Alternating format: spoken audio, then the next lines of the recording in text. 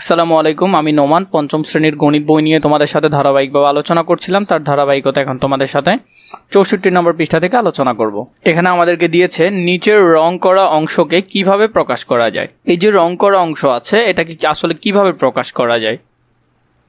দেখো এটা কিন্তু পুরো অংশ, তাই না? তাই আমরা পুরোটাকে কি ধরলাম, 1 ধরলাম। তো এখন এই অংশটাকে যদি আমরা বরাবর 10 ভাগ করি, 1 ভাগ 2 ভাগ এভাবে করে করে আমরা যদি ছোট ছোট 10 ভাগ করি, তাহলে আমরা এটাকে কি লিখতে পারি, 10 ভাগের 1 ভাগ রং করা আছে। 10 ভাগের কয় ভাগ রং করা আছে? 1 ভাগ। দেখো একটু বোঝার চেষ্টা করো, এখানের মধ্যে খেয়াল করো, এটা পুরো অংশটা রং করা ছিল, তাই না? তাই আমরা 1 লিখলাম। কিন্তু এই পুরো অংশটাকে আবার আমরা 10 ভাগ করলাম, এভাবে করে করে আমরা 10টা ভাগ করলাম, এখানে গুনলে 10টা হবে, কিন্তু তার মধ্যে 1 ভাগ রং করা, তাই নিচে 10 পুরো অংশটা, আর রং করা ভাগ মাত্র একটা, যেটাকে আমরা চাইলে ভাগ করে লিখতে পারি। দেখো একটা শূন্য, তাহলে 1-এর আগে দশমিক বসবে, 1 ঘর আগে দশমিক বসবে, তাহলে এখানে 1 ঘর বলতে 1ই আছে, তাহলে 0.1। এগুলো আমরা বিস্তারিত পূর্বের পৃষ্ঠায় পড়ছিলাম, তাও আস্তে আস্তে আমরা দেখব, একেবারে খুঁটিনাটিভাবে দেখব। তোমরা আমাকে জানাবে যে তোমাদের সমস্যা হচ্ছে কিনা, আরও বিস্তারিত বলতে হবে কিনা। এই বিষয়টাকে আমরা আবার নতুন করে উপস্থাপন করতে পারি। যেমন ধরো আমরা আবার কি করলাম, এই 10 ঘরগুলোকে আবার 10 ঘর করে ভাগ করলাম, তাহলে এখানে মোট কয়টা হয়ে গেল, মোট এখানে 100টা ঘর হয়ে গেল। কয়টা? 100টা। তাহলে এই 100টা ঘর, তাহলে 100 ভাগের 1 ভাগ হবে নিশ্চয়ই, 100 ভাগের 1 ভাগ, ঠিক আছে? এখন দেখো পরবর্তীতে যেটা হলো, পরবর্তী ঘরে গিয়ে এই ঘরটাকে আবার 100টা ভাগের মধ্যে এই ছোট একটা ঘরকে আরও 100টা ভাগে, ছোট একটা ঘরকে আরও 10 ভাগে ভাগ করলো, যেমন এরকম, তার মধ্যে একটা রং করা। তাহলে আমরা এটাকে লিখতে পারি 0.001 ভাগ। জাস্ট আমি জানি আমি বুঝতেছি যে একটু কষ্ট হচ্ছে, তাও একটু ধারণা নিয়ে রাখো। আমরা ধারাবাহিকভাবে আস্তে আস্তে দেখব, তোমাদের একটু কষ্ট হলেও তোমরা ধারণাটা নিয়ে রাখো। তাহলে আমরা যদি এখানে খেয়াল করি, দেখো পেছন থেকে যেগুলো আসতেছে এগুলো 10 গুণ করে করে বাড়তেছে, 10 গুণ করে করে বাড়তেছে, আর যেখানে বড় থেকে ছোট হচ্ছে এখানে 10 গুণ করে কমতেছে, তাহলে প্রতি ঘরে 10 গুণ করে কমতেছে।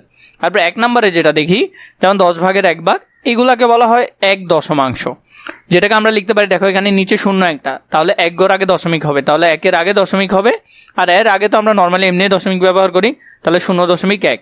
2 নাম্বার 100 ভাগের 1 ভাগ। তো দেখো প্রথম ঘরকে বলি আমরা কি, 1 দশমাংশ, যেটা এটা 1 দশমাংশ। এর পরের ঘরটা হয় 1 শতাংশ, যেখানে 2 ঘর থাকে, এরপরে 1 সহস্রাংশ। তাহলে আমরা যদি একটু বোঝার চেষ্টা করি, আমাদের এটা 100তে, তাহলে কি হবে, 1 শতাংশ হবে। তো এর জায়গাটা খুবই ছোট, তোমরা তাও একটু লিখবে 1 শতাংশ, তালিবেশ্য তয়কাত্তা খণ্ডতর তালিবেশ্য, ঠিক আছে? আমি তাও ছোট করে লেখার চেষ্টা করছি, এই লেখাটাই তোমরা এখানে লিখবে। এখন দেখো এখানে 2টা শূন্য, তাহলে 2 ঘর আগে দশমিক হবে, তো প্রথম ঘর তো 1, পরের ঘর কিছু নাই মানে 0, তো এই 2 ঘর হয়ে গেল, 2 ঘর আগে দশমিক, আর আমরা জানি দশমিকের আগে একটা শূন্য দিতে হয়। তাহলে এখানের মধ্যে যদি আমরা এই যে হিসাবটা যদি দেখি, যেমন প্রথম ঘরকে বলা হয়, যে কোনো কিছু হতে পারবে, দশমিকের পর প্রথম ঘরকে আমরা দশমাংশ বলি, পরের ঘরকে আমরা বলি শতাংশ, এর পরের ঘরকে বলা হয় সহস্রাংশ। তো এগুলো একটু মনে রাখবে। পরেরটা দেখো, তাহলে এটা হবে কি 1 সহস্রাংশ, 1 সহস্রাংশ, বানানটা এখানে আছে, এখান থেকে সুন্দর করে এখানে লিখে দিবে, জায়গা হবে না, তাও আমি চেষ্টা করছি। সয়রফলা আকার খণ্ডতর তালিবেশ্য সহস্রাংশ। তো এটা কিভাবে লিখবে, দেখো 3টা শূন্য, তাহলে প্রথম ঘরটা 1, আরও 2টা ঘর মিলাইতে হবে, তাহলে একটা শূন্য আর একটা শূন্য, মোট 3টা ঘর হলো, তাহলে এর আগে একটা দশমিক হবে, এর আগে হবে 0। তাহলে এভাবে সেম এখানে আমাদেরকে দিল স্থানের নাম, একক, ওই একক ঘর প্রথম যেটা থাকে এখানের মধ্যে দেখো এটা বোঝাচ্ছে, এই অংশ দিয়ে বোঝাচ্ছে।